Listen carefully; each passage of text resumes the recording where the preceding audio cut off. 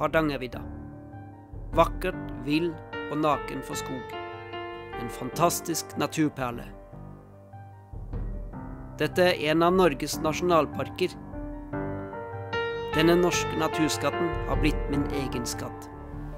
Og som sølvet må pusses fra tid til annen for å skinne i sin rette glans, slik ønsker jeg å børste støv av gamle minner fra fjellturer og besøke vidda enda en gang.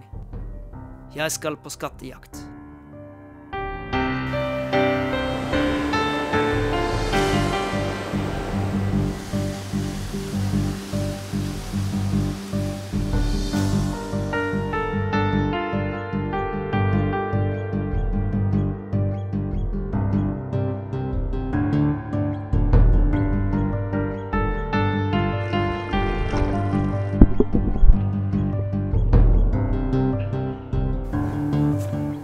Det er senga som jeg har bygd.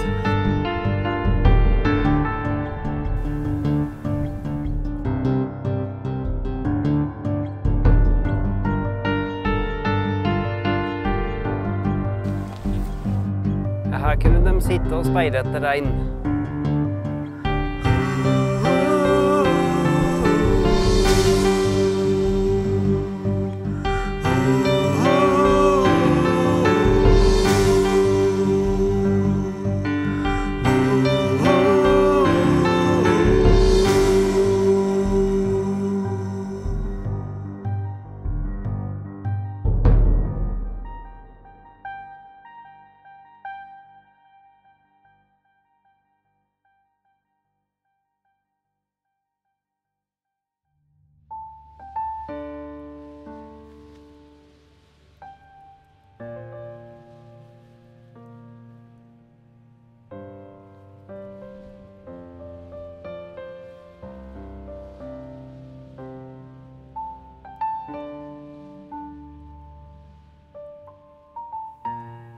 Jeg følger stien fra Trolltunga til Tyssvassbu. De første kilometerne er bratt og kronglete, og jeg tenker hvis det fortsetter sånn, kommer jeg aldri fram. Men til slutt når jeg et platå. Stien retter seg ut, og tankene blir lettere. Der framme ser jeg Tyssvassbu. Ikke langt igjen nå.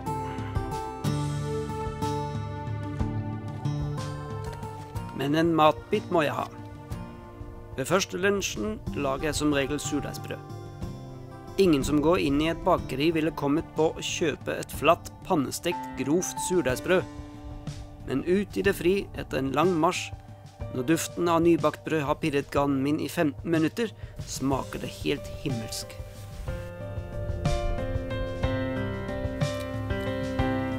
Det renner! Må liksom ikke overdrive med det smøret, da.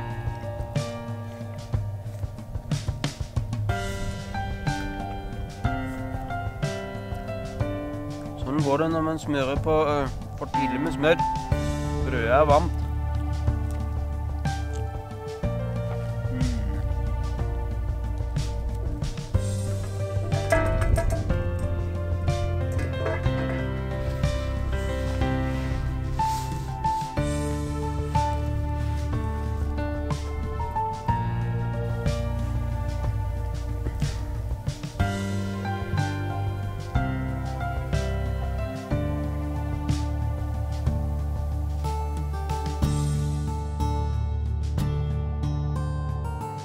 Nå har jeg etet godt.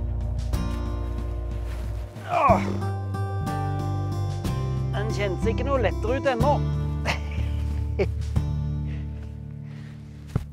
Det må nok noen flere dager til før det merkes. Men alt hjelper. Takk for mat.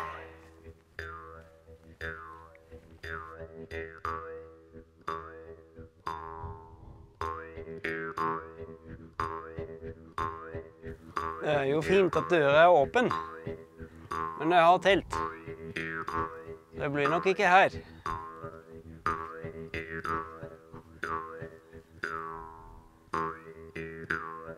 Jeg skal videre mot Torehytten.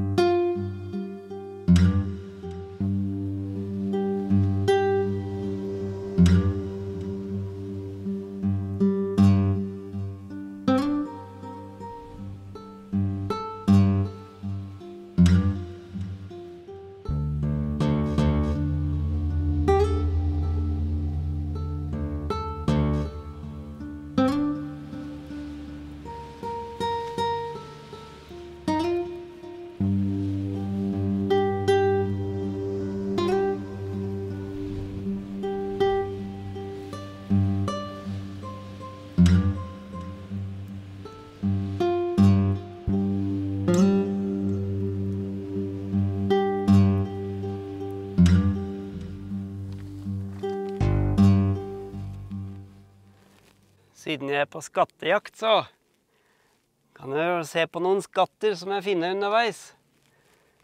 Her var det kjempefin båndgneis med masse kvarts i. Oi, se på den.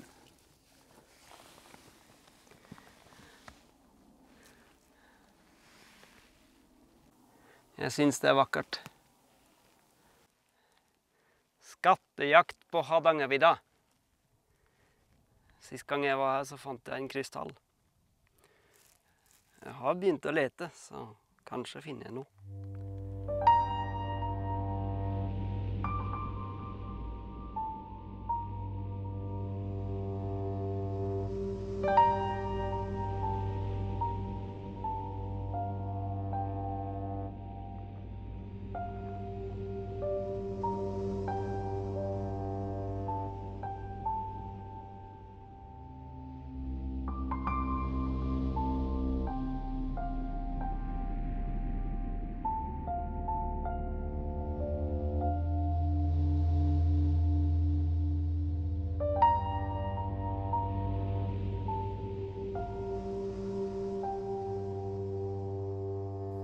Som en magnet står Horteigen i horisonten og trekker meg nærmere seg de neste 2 dager. Jeg håper det blir fint vær til å klatre på toppen. Dagens etappe går mot slutten, og jeg finner en flott teltplass ved Selsløkken.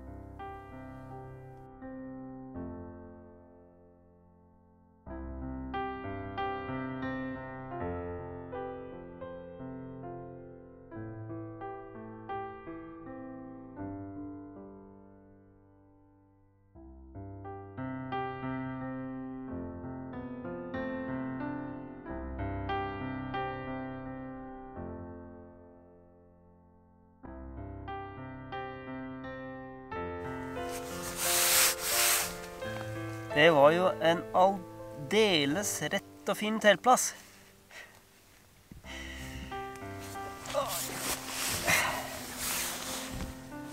Og ved et flott vann.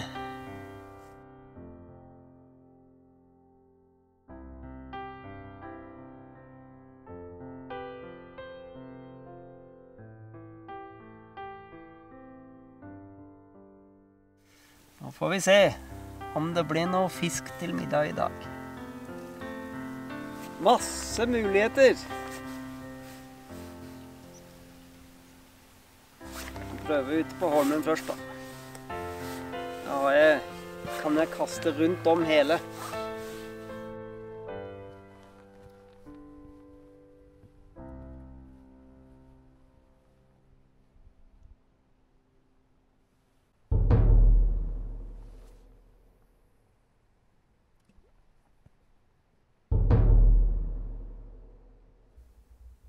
Å fiske er beroligende terapi, og spenning samtidig.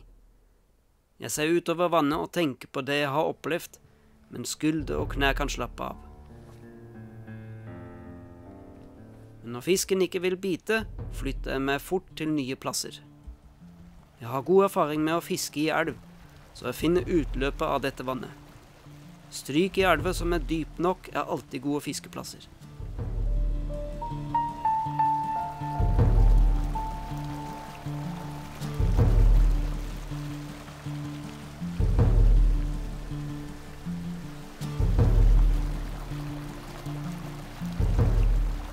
Kvelden står fisken ofte på oversida av stryket, og etter noen kast smeller det til i stanga.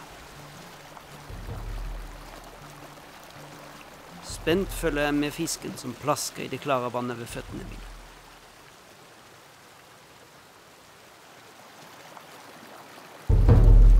Nei! Den gikk!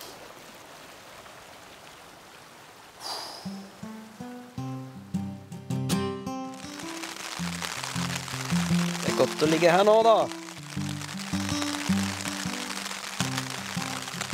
Teltet har jeg snudd, så jeg har til og med utsikt mot vannet. Det er saker. Kjøper du tomt med utsikt mot vannet, da betaler du gjerne 100 000 ekstra, om ikke enda mer. Livet er ikke det verste man har.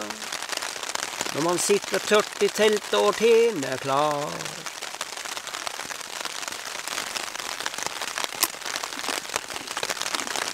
Selv om jeg er veldig nøye med å bare ta med det som er nødvendig, så er det 2 ting jeg skal ha med meg uansett.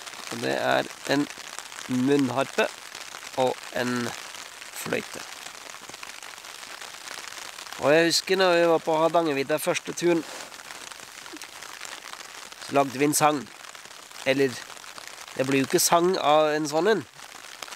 Og den gikk følgende.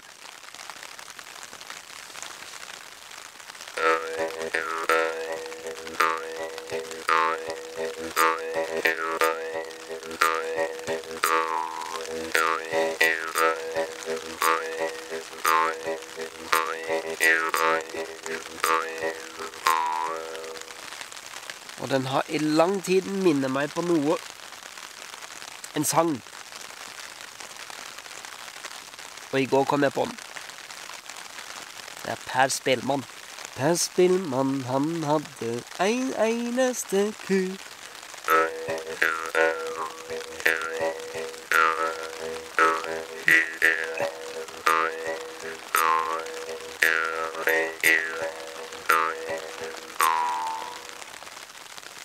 Så jeg vet ikke hvorfor vi kom på akkurat det. Men den hadde noe med Hardangervidda for oss å gjøre. Da er det jo fint at jeg spiller litt her. Når jeg er på Hardangervidda igjen.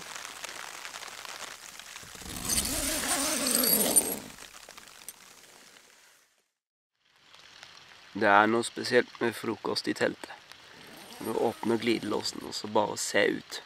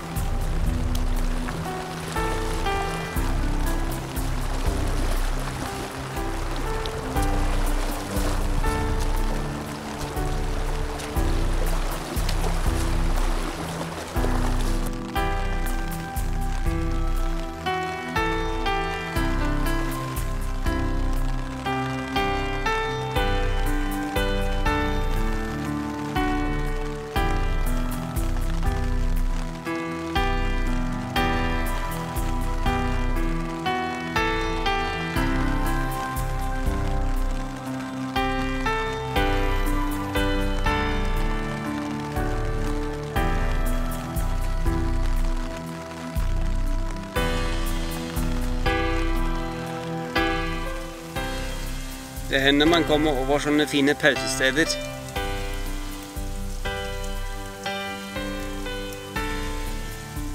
Her henger det godt over. Den er hvilelikt. Se hvordan regnet og vinden pisker vannet.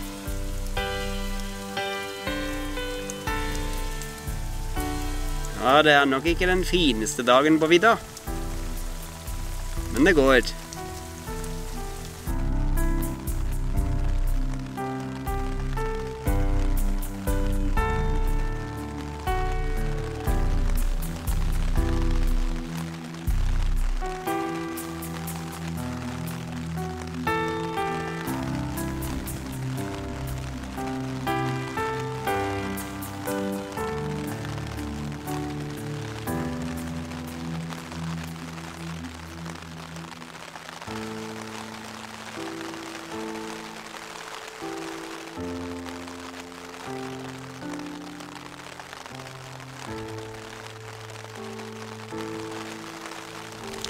Kommer gjennom vasset gjennom store Kinso.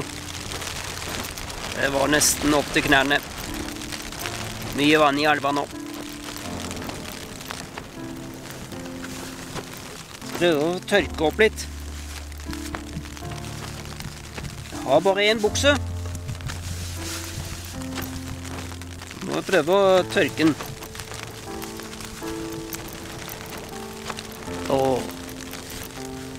Godt og god.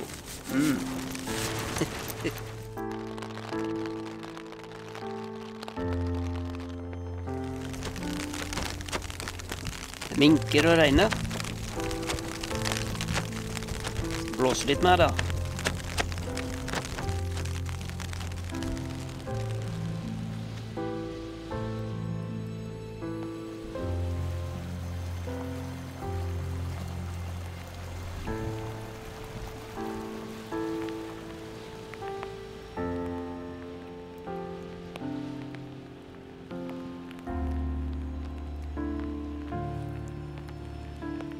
Prøve å lese elva. Her er det et stryk, også under et stryk. Der står det ofte fisk. Litt avhengig av tid på døgnet og vannføring og sånn.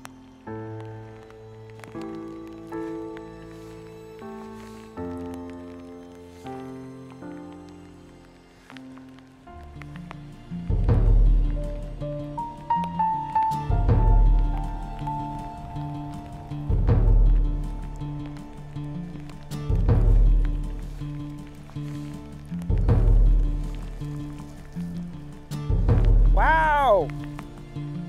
Den var større. Og tok den på den grønne. Herlig! Da kan jeg bare gi meg.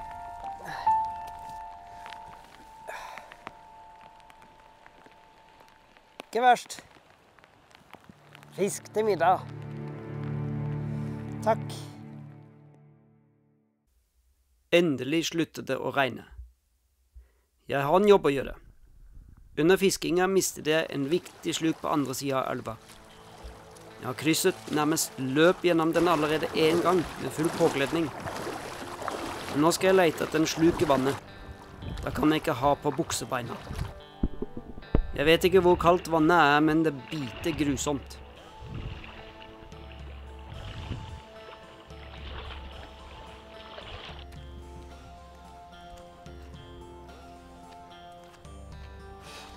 Etter en stund oppdager jeg sluket som har hektet seg fast under en stein.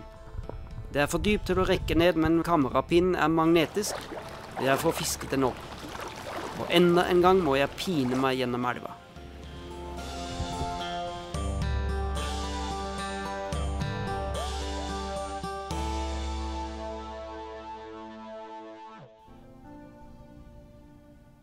På kvelden får jeg besøk av 2 tyskere.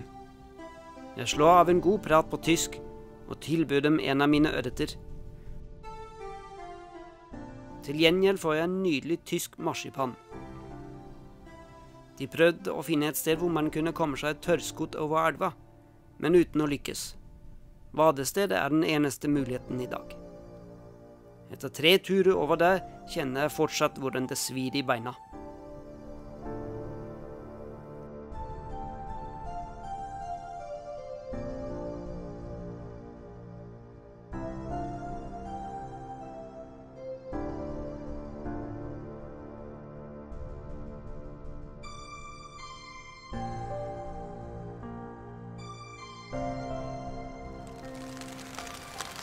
Jeg fant en liten krystall i dag. En liten skatt ifra Hardangervidda. I tillegg til alt det andre flotte som jeg ser. Og så var det det med skatter ifra Bibelen. I dag vil jeg ta fram en skikkelig gullklump ifra Bibelen. Det er Guds løfter om at det gode en dag skal seire og det onde tar slutt. For noen år tilbake så drev jeg mye med pil og bue, både å lage og skyte.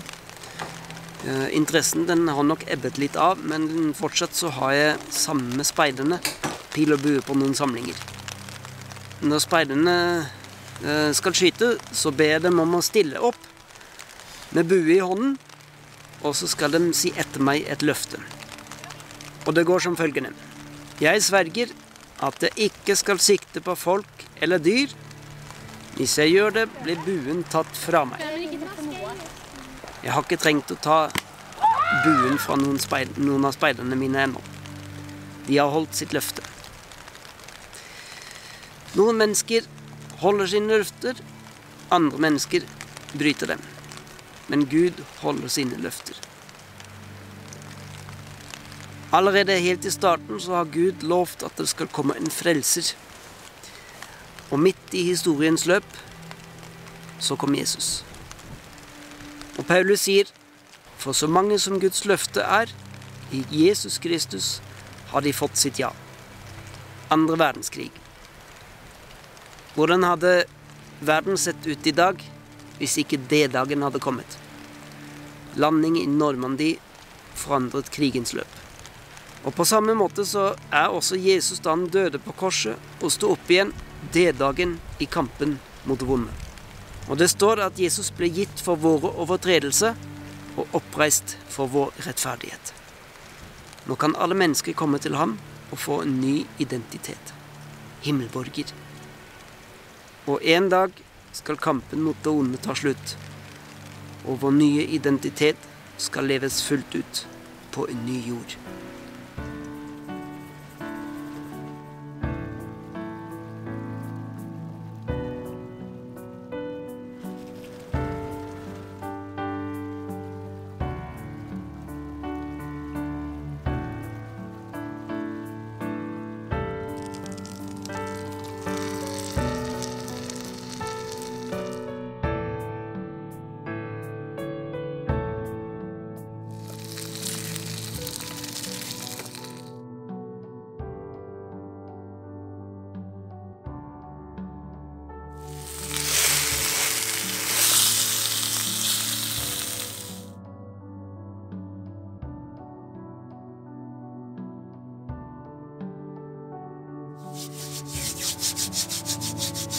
Da kan festmåltidet begynne. Friluftsliv. Livet i det frie.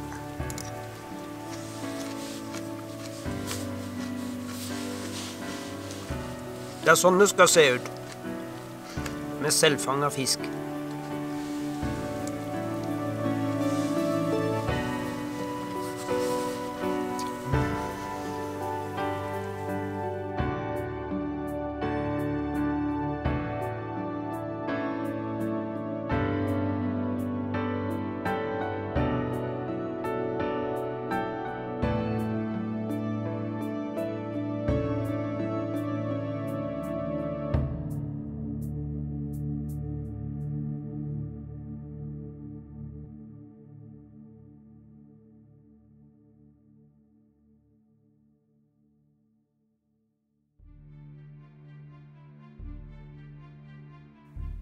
Jeg nærmer meg hjertet av Vestvidda. Det stedet jeg lengter og ser mest av alt på denne turen. Mens skifen rundt fjellet smuldrer opp og knekker under fottrinnene mine, står Horteigen støtt mot alle naturkreftene. Der satt den! Kampen begynner.